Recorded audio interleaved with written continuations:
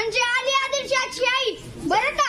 नजरेत तिच्या अंगार दरबार झाला गपगार, कोणी घेईना पुढाकार साऱ्यांनीच मानली हार. इतक्यात अचानक एक सरदार उठला, बोलला हम लाएंगे शिवाजी को, आणि त्यानं विडा उचलला. नाव त्याचं पूजन खान, जिथं जागत जणू सैतान. खान बोलला छाती ठोकून, शिवबाला टाकतो चिडून. हर हब्बा सुभानअल्लाह, हर हब्बा सुभानअल्लाह. कौतिक झालं दरबाराचे.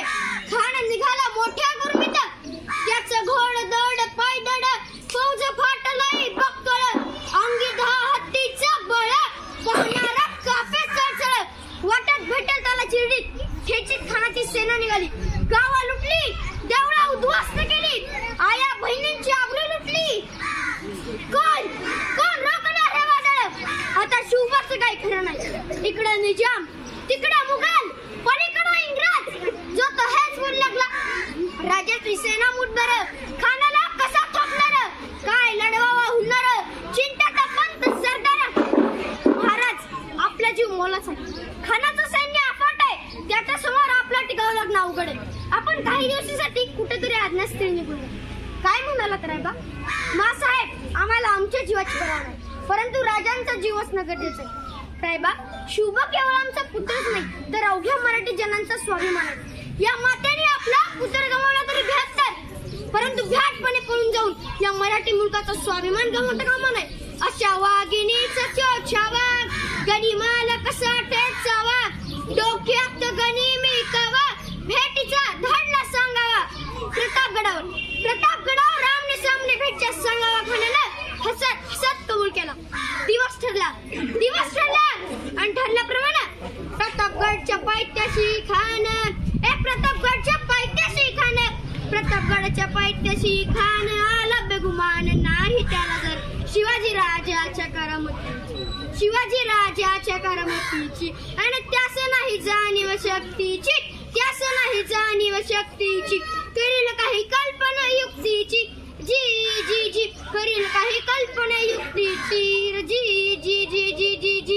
राजा जीवा महाल आले जशी आठवण. महाराज आजच्या भेटचं काय करायचं? पंतांकडे निरोप काढा, त्यांना म्हणावं आमची तब्येत जरा अस्वस्थ उद्या दुपारची वेळ ठरवायची. जशी आज्ञा महाराज. त्याला वाटू दे की आम्ही त्याला भीतीपुटी भेटायचं टाळतोय. जशी आज्ञा महाराज. खानाच्या भेटीसाठी महाराजांनी एक शानदार शामियाना उभारला होता. भेटीसाठी छान उभारला नक्षीदार शामियान्याला. आणि अशा शामियान्यात खान डौलत डुलत आला. सय्यद बंडा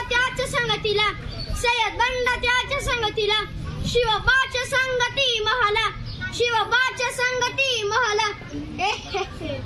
राजाला पाहून खान म्हणतो कसा, आओ शिवाजी, आओ हमारे गले लग जाओ, आओ. खान हाक मारितो हसरी, रोकून नजारा गैरी, जिरार जी. खानानं राजाला आलिंगन दिलं आणि दबाब केला. खान दाभिमान मान्याला कट्टरीचा वार त्यानं केला. खरा आवाज झाला. चिलकत होताय अंगाला. खानाचा वर फुका केला. खान एडबडला. इतक्यात महाराजांना पोटामध्ये बीच ओढकलेला